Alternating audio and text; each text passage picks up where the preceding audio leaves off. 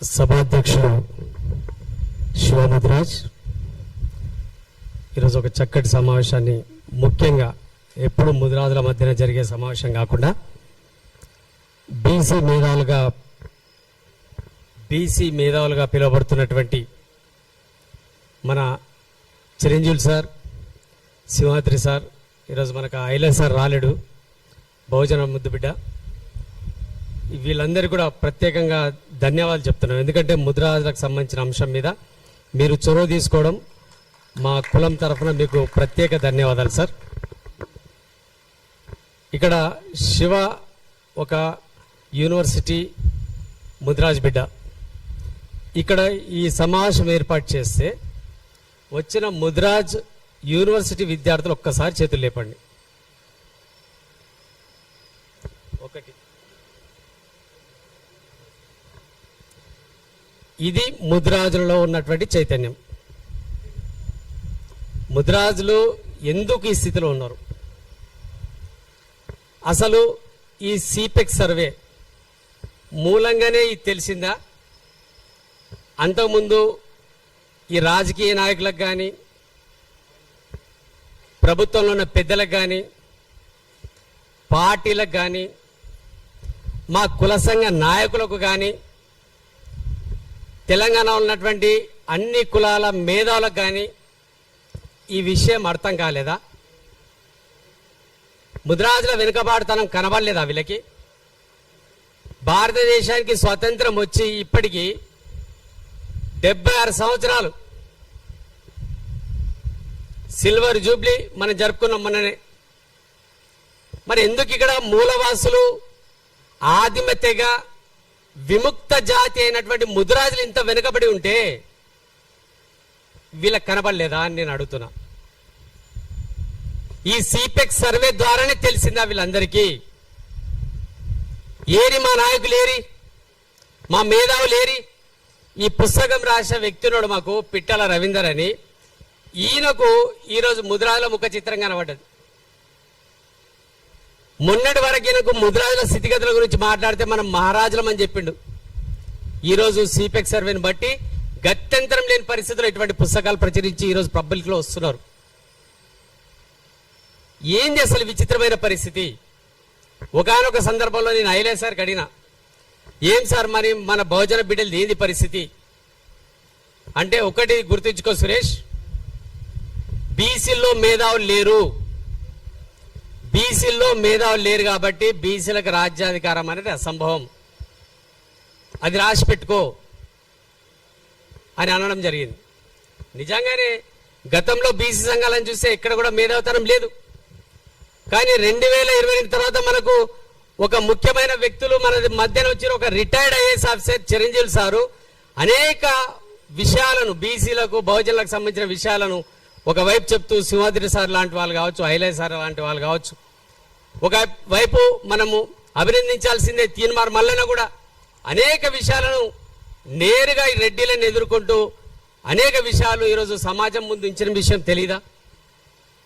మరి ఇంత తెలియజేస్తున్నా కూడా ముద్రాజుల్లో ఎందుకు చైతన్యం రావట్లేదు? ఏరి ముద్రాజు నాయకులు ఏరి? చాలా మంది చెప్తారు, మా యువత, శివతో పాటు ఉన్నటువంటి అనేక మంది, మేము తెలంగాణ ఉద్యమంలో జైలు అనేక కేసులు ఎదుర్కొన్నాం, జైల్లో గడిపినాం. మరి ఏరయ్యా మీరు ఇక్కడ? ఎవరిని జోక్కుంటూ కూర్చున్నారు మీరు ఈరోజు? ఎవరిని, ఏ నాయకులను జోక్కుంటూ కూర్చున్నారు? శివన్ నిన్న మొన్న ప్రశ్నించడం, మా ఈటల రాజేందర్ని ప్రశ్నించండి. అడుగుతున్నాం ఖచ్చితంగా ఈటల రాజేందర్ గారిని, నీకు తెలియదా ఈ జాతి గురించి? ఈ జాతి నీకు కష్టకాలంలో మాత్రమే గుర్తొస్తుందా? బండ ప్రకాష్ గారు ఒకే ఏకైక వ్యక్తి ఈరోజు ఆయన రికార్డు, ఆయన చరిత్ర, ఆయన పేరున రాసుకున్న ఒకటి ఏంటంటే, మొట్టమొదటి రాజ్యసభ సభ్యుడు ముద్రా సమాజం నుండి నామినేట్ చేయబడ్డాడు, ఎన్నిక కాబడ్డాడు కాదు. ముద్రాజ్ కులం పేరు చెప్పుకొని రాజ్యసభలో అడుగుపెట్టిన వ్యక్తి బండ ప్రకాష్ గారు. ఈరోజు వైస్ చైర్మన్ గా ఉన్నావు, మండలిలో వైస్ చైర్మన్ గా ఉన్నావు కదా, ఎంపీ ఆయన ఉన్నాడు కదా, వాకటి శ్రీహరి గారు. ఈరోజు ముద్రాజుల పేరు మీద నీకు మంత్రి పదవి వచ్చింది కదా, నీ గుండె మీద చేసుకొని చెప్పు, ముద్రాల పేరు చెప్పుకొని నాకు రాలేదు, నా సొంత, నేను కష్టపడ్డా, నేను చాలా ప్రజాసేవ చేసిన నన్ను చూసి నా టాలెంట్ చూసి రేవంత్ రెడ్డి ఇచ్చిన చెప్పమను. రేవంత్ రెడ్డి గారి అనేక సభల్లో ముదిరాజులను ఖచ్చితంగా నేను వాళ్ళకు మంత్రి పదవి ఇస్తాను చెప్పినందుకు ఆయనకు మంత్రి పదవి ఇచ్చాడు కదా. మరి ఏం చేస్తున్నావు ఈ రోజు నువ్వు ముదిరాల గురించి ఏం చేస్తున్నావు? నీ కోకాపేట సంఘ భవనంలో నీకు దాంట్లో నీకు మెంబర్షిప్ కావాలి, నీ చేతిలోకి రావాలి ఆ ప్లేస్. వేల వందల కోట్ల విలువ చేసే ఆ ప్రదేశంలో నువ్వు దాని కొరకు అనేక సార్లు మీరు ఆ కోకపేట స్థలాన్ని మీరు విజిట్ చేయడానికి సిద్ధపడుతున్నారు. మీరు వస్తే ఉండడానికి ఒక షెడ్ వేసుకోవడానికి భూమిని చదును చేశారు. దాని వెనకాలనే కురుమల బిల్డింగ్ కంప్లీట్ అయింది, యాదవుల బిల్డింగ్ కంప్లీట్ అయింది. మరి ముదిరాల బిల్డింగ్ ఎందుకు కాలేదయా? 6 కోట్లతోనే కదా వాళ్ళు కట్టింది అక్కడ. ఓకే, 6 కోట్లతోనే కదా కట్టింది. మరి 6 కోట్లు నీకు ఆ రోజు ఉండే కదా, ప్రభుత్వం అందరికి ఇచ్చినట్టు నీకు కూడా ఇచ్చింది కదా. మరి ఎందుకు భవనం కంప్లీట్ కాలేదు అంటే ఇప్పుడు ఏమంటారు అంటే ముదిరాజుల నుంచి పైసలు కలెక్ట్ చేసి అద్భుతంగా కట్టుకుందాం. ఇప్పుడు ఆ ఏదైతే మనకు కురుమలది యాదవులు కట్టిందో 4 అంతస్తుల భవనం ఏదైతుందో వీళ్ళు 6 లేదా 7 అంతస్తుల భవనానికి 40 కోట్లు ఖర్చు పెడతారట, 50 కోట్లు కలెక్ట్ చేస్తారట ముదిరాల నుంచి. ఇదా వీళ్ళకి కావాల్సింది? నేను చెప్పేది ఎందుకంటే ఎందుకు ఇదంతా చెప్తున్నామంటే సిపెక్ సర్వేలో కొత్తగా ఏమీ లేదు. ఇంకా ముదిరాజుల ఒరిజినల్ స్థితిగతుల కంటే కూడా మెరుగ్గానే చూపించారు. 242 కులాలు ఉంటే ముదిరాజులను 94వ స్థానం అని చెప్పడం ఎంతవరకు కరెక్ట్? చిట్ట చివరి స్థానం ఉంటుంది, చిట్ట చివరి స్థానం. ఈరోజు వంశరాజుల కంటే కూడా అధ్వానమైన పరిస్థితుల్లో బతుకుతున్నారు ముదిరాజులు. ఇది వాస్తవం కాదా? మీరు గుండె మీద చేసుకొని చెప్పండి.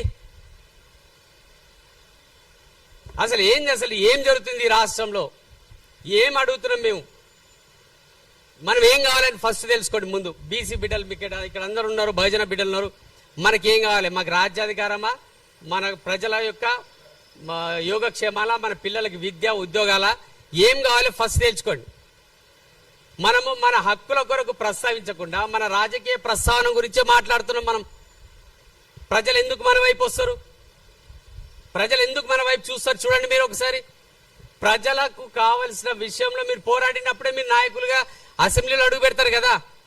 సింపుల్ ఎగ్జాంపుల్ మీకు చెప్తాను. ఈరోజు ఎస్సీలు ఈరోజు ఎంతమంది ఎమ్మెల్యేలు ఉన్నారు ఇక్కడ ఈ రాష్ట్రంలో? 17 మంది ఉన్నారు కదా. మరి వాళ్ళ వర్గీకరణ జరగడానికి ఎన్ని సంవత్సరాలు పట్టింది? మరి బీసీల్లో ఇంతమంది లేకురా, మన దగ్గర 17 మంది ఎమ్మెల్యేలు లేరా? మరి మన హక్కులు మనం కాపాడుకున్నామా? మనం సాధించినమా? బీసీలో ఇంత అసమానతలు ఎందుకున్నాయి? అసమానతలు ఏర్పడడానికి ఏంటి కారణాలన్నీ ఏ రోజన్నా మేధావులు విశ్లేషించిరా? ఈ రోజు నేను అడుగుతున్నాను. బీసీల్లో మాత్రమే ఇంత స్థాయిలో, తీవ్ర స్థాయిలో అసమానతలు ఎందుకున్నాయి కులాల మధ్యన? ఈ అసమానతలు ఉండడానికి గల కారణాలను విశ్లేషించండి విద్యార్థులుగా మీరు ముందు. ఒకే ఒక సమస్య, రిజర్వేషన్ విషయంలో అసెంబ్లీలో మండలిలో దాదాపుగా 9 మంది ఎమ్మెల్యేలు, ఎమ్మెల్సీలు అందరూ మంత్రులతో సహా ప్రస్తావించారు. కేటీఆర్ గారు మాట్లాడారు ముదిరాలకు బీసీలో కలపాలని చెప్పి, కవిత గారు మాట్లాడారు, తీన్మార్ మల్లన్న మాట్లాడిండు, జీవన్ రెడ్డి మాట్లాడిండు, వివేకానంద గౌడ్ మాట్లాడిండు, మా బండ ప్రకాష్ నవ్వుకుంటా మాట్లాడిండు, వాకాటి శ్రీగారు మాట్లాడిండు. ఇంతమంది మాట్లాడినాక కూడా అయితే లేదంటే మనం రాజ్యాధికారం, మనం ఎమ్మెల్యేలను సాధించి రేపు ఏం కోరుకుంటాం? మనం ఏం సాధిస్తాం? మనం 7 మంది ఎమ్మెల్యేలు ముదిరాజులో గెలవాలంటే మీరు ఎన్ని సంవత్సరాలు పడుతుందో ఒకసారి గుర్తుంచుకోండి. మీరు అది తెలుసుకోండి. ముందు చైతన్యం కండి. ఎవరైతే ముద్రా ద్రోహులుగా చలామణి అవుతున్నారో వాళ్ళను బొందబెట్టండి ఫస్ట్. మనకి ఇక్కడ ప్రభుత్వాలు కాదు, ప్రభుత్వాల తప్పు లేదు, జ్యుడిషియరీ తప్పు లేదు. ఎందుకు చెప్తున్నానంటే 2009లోనే మనకు రాజశేఖర్ రెడ్డి మన వెనుకబాటుతనాన్ని గుర్తించి మనల్ని బీసీలో కలిపండి. ఇది వాస్తవమా కాదా? అంతకంటే ఇంకేం కావాలి? అంతకంటే పెద్ద మేధావులా? కొంతమంది మాట్లాడుతూ ఉంటారు మా దగ్గర యువత, మనకు బీసీఏ వద్దు, బీసీఎఫ్ అడుగుదాం, లేదంటే ఈడబ్ల్యూఎస్ లో పోదాం. పిచ్చి వాదనలు తప్పించి, మూర్ఖపు మాటలు తప్పించి వీళ్ళకి ఏమైనా తెలివి ఉందా అని అడుగుతాను నేను ఈరోజు. మరి ఆయన చేసిన తర్వాత ఎందుకు కొట్టివేశారనే దాని మీద ఇప్పటి కూడా ముదిరాజు నాయకులు సమాజంలో ఎవరు కూడా చెప్పలేకపోతున్నారు. ఎందుకు అది? ఎందుకు హైకోర్టులో కొట్టివేసారు? ఆ దాని మీద మీరు సుప్రీంకోర్టుకు పోయారా? సుప్రీంకోర్టులో దానికి సంబంధించిన నిదర్శనాలు ఏమైనా సమర్పించిరా? సమర్పించినా కూడా మీకు సుప్రీంకోర్టు మీకు ఉత్తర్వులు ఇవ్వలేదా?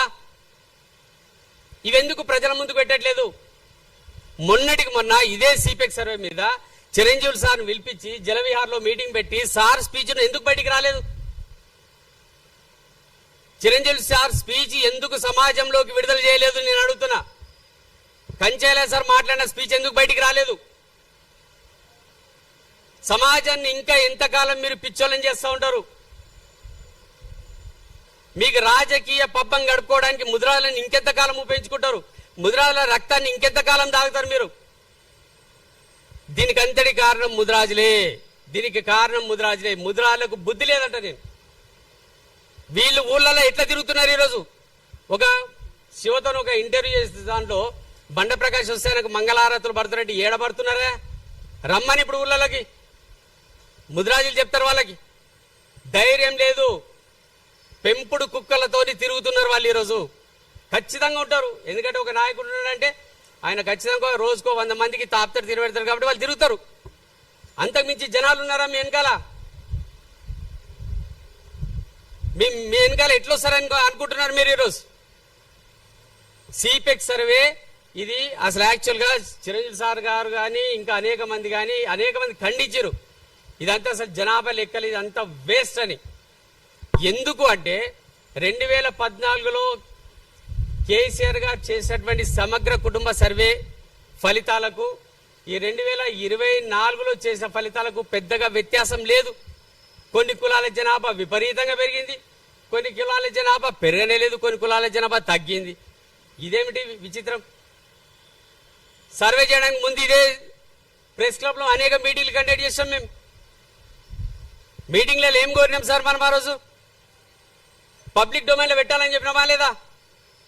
ఏ గ్రామంలో ఏ కులం వాళ్ళు ఎంతమంది ఉన్నారో నువ్వు పబ్లిక్ డొమైన్లో పెడితే ఎక్కడ తప్పు జరిగిందో తెలుసుగా మనకు. పబ్లిక్ డొమైన్లో పెట్టిరా? మీరు కూర్చున్న దగ్గర లెక్కలు రాసుకొని ఈ లెక్కలు అని చెప్పి బయట పంపించారు అంతే. ఏ ఊళ్ళో ఎంత అనేది మీరు ఆ ఊరి గ్రామ పంచాయతీలో ఎందుకు పెట్టలేకపోతున్నారు? ఈరోజు ఓటర్ల లిస్టు ఎట్లయితే పెడుతున్నారో అట్లాగే కుల వివరాలు కూడా పెట్టాలి కదా, మరి ఎందుకు పెట్టట్లేదు అని అడుగుతున్నా నేను. ఇది కదా మీరు డిమాండ్ చేసింది. ఏరియా బీసీ నాయకులు ఎక్కడున్నారు? ఆ మేధావులు ఎక్కడున్నారని ఈరోజు అడుగుతాను నేను. ఎందుకు ప్రశ్నించట్లేదు? కులగణన వివరాలు ఇంత డిలే చేయడానికి గల కారణం ఏంటి? ఇప్పుడు మళ్ళీ ఇవన్నీ మూలకు పడిపోతాయి. ఎందుకంటే రేపు కొత్తగా సెంట్రల్ గవర్నమెంట్ తీస్తుంది కాబట్టి అది శాస్త్రీయంగా ఉంటుంది. ఏమైనా ఎక్కువ తక్కువలు ఉంటే సరి చేసుకోవచ్చు అని చెప్పి ముఖ్యమంత్రి గారు ఆల్రెడీ చెప్పారు. ఇప్పుడు ఈ వచ్చిన వివరాలను బట్టి మీరు ఏం కోరుతున్నారు? ఒక ఎమ్మెల్యే సీట్లు తప్ప, ఎమ్మెల్యే టికెట్లు తప్ప, రాజకీయ ఉద్దేశం తప్ప ప్రజల బాగోగుల గురించి మీరు చేస్తున్న డిమాండ్లు ఏమున్నాయి ఒకసారి చెప్పండి నాకు. దయచేసి ఈ దిశగా యువత కూడా ఆలోచించాలి. గ్రామాల్లో ఉన్నటువంటి అచేతనంగా పూర్తిగా వాళ్ళ యొక్క ఏంటంటే వెన్నుపూస తీసేసారు వాళ్ళది. ముద్రాజు లోపల వెన్నుపూస లేదు. మొత్తం అక్కడ అజమాయిష్ అంతా ఇతర కులాలది లేదా అగ్ర కులాలదే నడుస్తుంది. పాపం బిక్కుమంటే బతుకుతున్నారు. మా నాయకులే మా ముద్రాజులను అణిచివేస్తున్నారు. మా నాయకులే మా ముద్రాలను అణిచివేస్తున్నారు. మేము వేరే వాళ్ళని నిందించట్లేదు. దీని నుంచి మాకు విముక్తి కలిగించమని చెప్పి ఈ సందర్భంగా ఇక్కడ విచ్చేసినటువంటి అన్ని కుల నాయకులకు మేధావులకు వేడుకుంటూ నాకు ఈ అవకాశం ఇచ్చేందుకు ధన్యవాదాలు తెలుపుతూ ముగిస్తున్నాను. Thank you.